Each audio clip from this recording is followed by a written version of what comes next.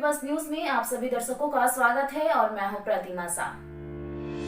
इन दिनों देश में द कश्मीर फाइल्स फिल्म चर्चा का विषय बना हुआ है, जिसको लेकर लखनऊ में सालों से रह रहे कश्मीरी परिवार ने अपना दर्द बयां किया है। किंग जॉर्ज चिकित्सा विश्वविद्यालय के कंजर्वेटिव विभाग के विभागाध्यक्ष AP टीकू ने द कश्मीर फाइल्स और अपने जीवन की कुछ घटनाओं को साझा किया। उन्होंने बताया कि किस तरह 73 साल पहले बंटवारे के समय 1947 में हुए दंगों के बाद पूरा परिवार दंगाइयों से घिर गया था। उनके पिताजी बताते थे कि तब वो 24 साल के थे और पूरा परिवार बारामूला के बरबशा इलाके में रहता था।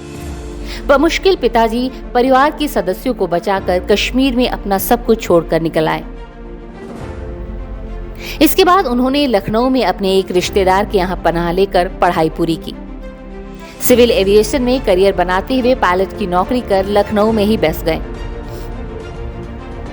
उन्होंने कहा कि यहीं शिक्षा प्राप्त कर करियर बनाया, लेकिन सभी के दिलों में आज भी कश्मीर में अपने पूर्वजों का पुश्तैनी घर देखने की इच्छा लगातार बनी हुई है। उन्हें उम्मीद है कि भारत सरकार इसमें जरूर मदद करेगी। आने वाले समय में कश्मीर छोड़कर इधर उधर बसे कश्मीरी पंडितों की अधूरी आशा पूरी होगी। मैं शुभम कश्यप। आज भारत में एक फिल्म द कश्मीर फाइल्स को लेकर चर्चा में का विषय बना हुआ है और उस फिल्म में ये दिखाया गया है कि कश्मीरी पंडितों पर कैसे अत्याचार हुए, कैसे पीड़ित किए गए और आज ऐसा ही एक परिवार राजधानी में कई सालों से निवास कर रहा है।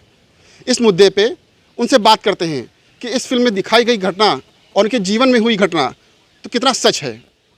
आइए हम बात करते हैं। अभी हम कश्मीरी फैमिली के साथ बैठे हुए हैं। हमारे साथ हैं AP टिक्कू सर। आइए इनसे बात करते हैं। हाँ, मैं डॉक्टर AP टिक्कू हूँ और मैं प्रोफेसर हूँ डेंटल फैकल्टी में किंग जॉर्जेस मेडिकल यूनिवर्सिटी में। मेरी पैदाइश तो लखनऊ में ही हुई है और बल्कि जहाँ बैठे हैं, जिस घर में बैठे हैं, वहीं मैं पैदा हुआ हूँ और मेरे बेटे और मेरी बेटी भी इसी घर में पैदा हुए हैं। तो हमारी 2 जनरेशन लखनऊ में पैदा हुई है। लेकिन हमारी फैमिली, हमारे फादर और हमारे दादा और ये लोग 1947 में माइग्रेट किए थे कश्मीर से। कश्मीर से मैं आपको बताऊं कि माइग्रेशन जो है ज़्यादातर कश्मीरी पंडित फैमिलीज़ का 3 बार हुआ है। एक बार औरंगज़ेब के टाइम पे हुआ था बहुत साल पहले, एक बार 47 में पार्टीशन के टाइम पे हुआ और एक बार जो एक्सोडस हुआ जो अभी 1990 में हुआ, जिसके विषय में एक बहुत ही अच्छी फिल्म भी आई है, द कश्मीर फाइल्स। और मैं आपको बताऊं, मैंने जो फिल्म देखी और बड़े भावुक हम लोग सभी होते हैं उस फिल्म को देख के। जो देखता है उसको देख के भावुक होता है, क्योंकि उस फिल्म का नाम जो है, देखिए, द कश्मीर फाइल्स है। फाइल्स का मतलब ये है कि फ़ाइल क्या होती है। फ़ाइल वो होती है जो चीज़ डॉक्यूमेंटेड हो, जो चीज़ लिखित में हो, जिसका एविडेंस हो, वो डॉक्यूमेंटेड, उसको फ़ाइल कहते हैं। तो ये द कश्मीर फाइल्स जो है ये एविडेंस पे है और ये द कश्मीर फाइल्स पे पिक्चर जो बनी है, इसने वही दिखाया है जो कश्मीर में हुआ। दिखाने में डायरेक्टर अपने ढंग से दिखाता ज़रूर है, लेकिन उसमें स्टोरी वही है और हकीकत वही है, हिस्ट्री वही है। हम लोग तो लखनऊ में थे उस वक़्त, क्योंकि हमारी पैदाइश लखनऊ में हुई है, लेकिन बहुत से वहाँ से कश्मीर से यंग लड़के लड़कियाँ उस वक़्त भाग के माइग्रेट करके एक्सोडस में जो भागे हैं, वहाँ से करीब 1.5 लाख संख्या में लोग कश्मीरी पंडित फैमिलीज़ भाग के आई हैं। उसमें कई लोग यहाँ भी आए थे, लखनऊ भी आए थे और मेडिकल कॉलेज में पढ़ने भी आए थे और उनका हम लोग जो भी सपोर्ट उस टाइम कर सकते थे वो हम लोग करते थे। मैं जो कश्मीरी पंडित एसोसिएशन है लखनऊ की, उसका मैं अध्यक्ष भी रहा हूँ और हम लोग जो भी सपोर्ट इन लोग को हम लोग दे पाते थे अपने ढंग से, वो हम लोग देते थे। और इस बात से बड़ा हम लोग को गर्व है कि जो परिवार वहाँ से 30 साल पहले भाग के आए, 30-31 साल पहले, वो दुनिया के और देश के अलग अलग कोनों में जाके बसे और आज सब बहुत ही क्वालिफाइड और बहुत ही अच्छी पोस्टों पे बहुत अच्छे से सेटल्ड हैं।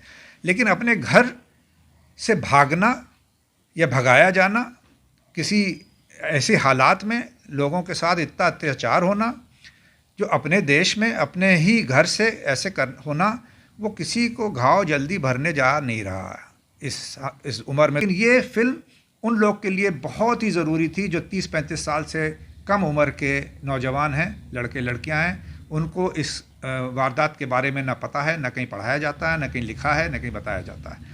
तो ये फिल्म उनको इस बात का इल्म देती है, इस बात का सारा उनको ज्ञान देती है कि कश्मीर में हुआ क्या, और कश्मीरी पंडित को अपने ही देश में अपने ही घर से कैसे भगाया गया और क्या हुआ वहाँ उनके साथ एट्रॉसिटी।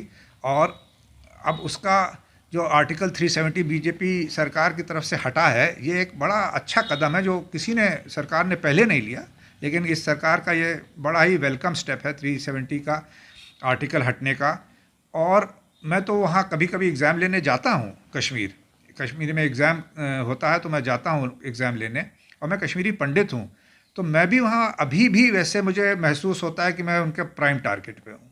कभी भी मेरे ऊपर खतरा मंडराता ही मुझे लगता है। मैं वहाँ ईज़ पे नहीं रहता, मैं वहाँ रिलैक्स नहीं रहता, क्योंकि मुझे लगता है खतरा खोपड़ी में मंडरा रहा है, किसी वक्त भी कोई वारदात हो सकती है। लेकिन वहाँ आर्मी का बहुत अच्छा रोल है, आर्मी की सिक्योरिटी बहुत है और बहुत ही उस ढंग से काम हो रहा है।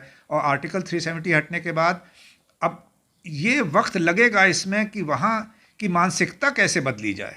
आर्टिकल 370 तो हट गया, लेकिन वहाँ जो लोग रह रहे हैं, जो लोगों का वहाँ पर मेजॉरिटी है, उनकी मानसिकता तो चेंज हो, वो प्रो इंडियन उनकी मेंटालिटी तो आए, उनका देश के लिए भक्ति तो आए, जो इसमें कमी नज़र आती है अभी भी मैं जब वहाँ जाता हूँ। लेकिन मैंने इधर देखा हाल में जब से बीजेपी सरकार आई है, पहले मैं जब जाता था तो इंडिया का कहीं नाम नहीं लिखा हुआ दिखता था किसी भी एड्रेस पे, चाहे वो कुछ भी एड्रेस हो, कहीं लिखा हो, ये इंडिया नहीं लिखा होता था।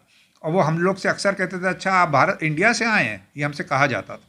लेकिन ये मैंने चेंज देखा है अभी 370 के हटने के बाद, कि इंडिया का फ्लैग, बहुत ऊंचा फ्लैग एयरपोर्ट पे ही लहरा रहा है, और वहाँ पर अब ये बात नहीं करते लोग कि साहब आप इंडिया से आए हैं। तो अब वो इसका थोड़ा चेंज है, लेकिन इसको कितना वक्त लगेगा, कब हम वहाँ जाड़ी और थोड़ा एक घर बना लें, कभी आके रहें। लेकिन अभी माहौल नहीं है वहाँ, क्योंकि अभी भी खतरा, भाई आप देखो तो सरकार हो या फ़ौज हो या पुलिस हो, हर एक सिटीज़न को सिक्योरिटी प्रोवाइड नहीं कर सकती। तो वो धीरे धीरे लोग जाएंगे वहाँ, जगह लेंगे, घर बनाएंगे, लोग रहेंगे मिलजुल के, तो हो सकता है हमें उम्मीद है कि कुछ सालों में ये इसका हल बहुत अच्छा निकल आएगा। जैसे कि सर लखनऊ में कितने % कश्मीरी पंडित रहते होंगे सर, कुछ इसके बारे में बताइए। लखनऊ में करीब 3000 फैमिलीज़ कश्मीरी पंडित्स की हैं। जो कुछ फैमिलीज़ हैं जो कश्मीरी मोहल्ले में रहती हैं वो बहुत पुरानी हैं, वो तो औरंगज़ेब के टाइम से माइग्रेशन के टाइम की हैं, और बहुत सी फैमिलीज़ 47 से माइग्रेशन के टाइम की हैं, लेकिन और बहुत सी फैमिलीज़ 90 के माइग्रेशन के टाइम की भी हैं। तो यहाँ हैं फैमिलीज़, लेकिन सब अच्छा ही करते हैं, सब वेल टू डू हैं, और सबका ये है कि हम लोग का ध्यान तो कश्मीर में लगा ही रहता है। हमारे फादर 47 में आए थे यहाँ, यंग थे वो, और उसके बाद उन्होंने यहाँ फ्लाइंग की ट्रेनिंग ली जयपुर जाकर। वहाँ राजा साहब जयपुर का था फ्लाइंग क्लब, वहाँ जाके उन्होंने ट्रेनिंग ली, और उसके बाद ट्रेनिंग के बाद वो यहाँ जहाज़ उड़ाने के लिए लखनऊ आए थे।